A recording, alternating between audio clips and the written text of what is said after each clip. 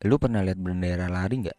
Gue juga awalnya nggak percaya, tapi hari itu gue lihat sendiri, benderanya lari.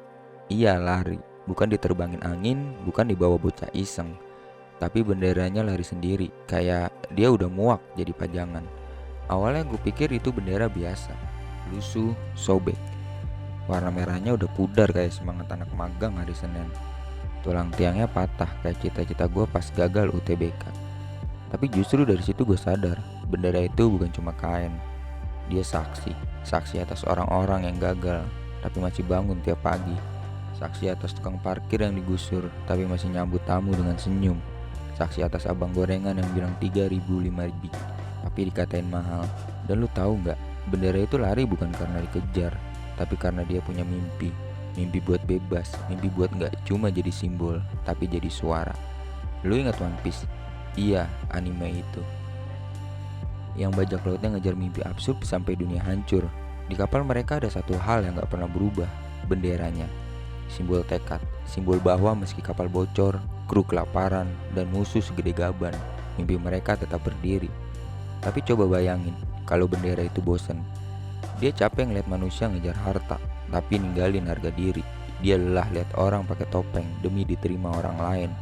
Dia muak jadi pajangan di dinding, sementara idealisme dikunci di laci kantor HRD. Makanya dia lari, lari dari sistem, lari dari aturan, lari dari kata normal. Dan saat dia lari, ada yang mulai ikutan. Anak sekolah yang dibilang goblok cuma karena nggak bisa matematika. Mahasiswa yang idealisnya dikatain ngayal kebanyakan. Pengangguran yang udah daftar kerja 83 kali tapi masih belum dapat panggilan. Semua ikut di belakang. Karena bendera itu ngingetin satu hal, lu gak harus ditungguin buat mulai, kadang lu yang harus lari duluan. Bendera itu lewat pasar, lewat gang sempit yang isinya bau rendang basi dan cucian numpuk, lewat ibu-ibu yang lagi ngaduk sayur asem sambil ngeluhin suaminya. Tapi semua yang lihat diam, karena entah kenapa hati mereka nyesek, kayak ada bagian dari mereka yang juga pengen ikut, tapi takut gagal, takut diketawain, takut kalau bendera itu cuma ilusi. Padahal yang ilusi sebenarnya hidup mereka sendiri. Dan gua duduk di ujung warteg, ngeliat bendera itu lari sambil megang kopi hitam sasetan yang terlalu manis. Gue pengen ikut, tapi gue masih mikir, gue siapa? Gue cuma remahan risol, sisa diskonan sore. Tapi bendera itu noleh, dia gak punya mata, tapi gue ngerasa diliatin. Kayak dia bilang, justru lu yang gue tunggu, justru lu yang selama ini dibilang gak penting, yang harus nunjukin bahwa lu bisa jadi legenda. Dan di detik itu gue bangun, gue tinggalin nasi uduk setengah, gue lari ngejar bendera itu.